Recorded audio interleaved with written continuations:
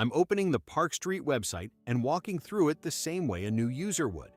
The first thing you notice is that the site is built around quick access. The main focus is paying for street parking and managing active sessions.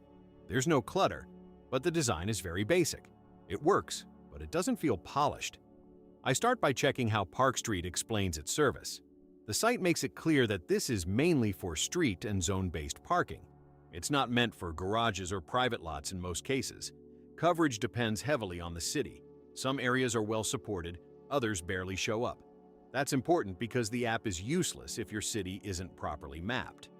Next, I look at account setup. Registration is straightforward. Email, basic details, and a payment method. Nothing unusual here. The process is fast, but there's very little guidance for first-time users. If you've never used a parking app before, you might need a minute to understand zones and rules.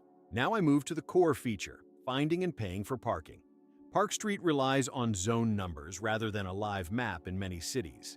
That means you need to be physically near the sign to know where you are. This can be annoying, especially in busy areas or at night.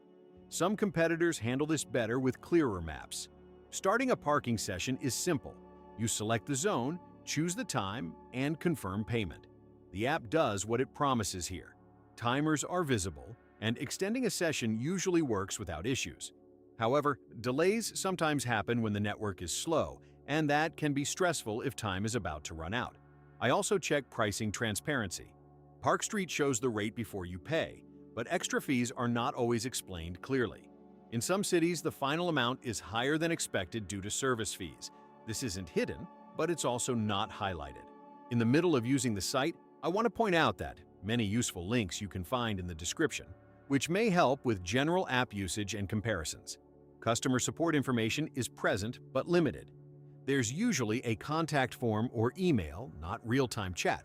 Response times vary based on user reports. If you're dealing with a parking fine or a failed payment, this can be frustrating. From a reliability standpoint, ParkStreet is mostly stable. Still, users report occasional session drops or delayed updates. These problems don't happen often, but when they do, they matter because parking is time-sensitive. Overall, ParkStreet is a functional parking app. It works best in cities where coverage is solid and signage is clear. It's not the most user-friendly option, and it lacks advanced features, but it gets the job done for basic street parking.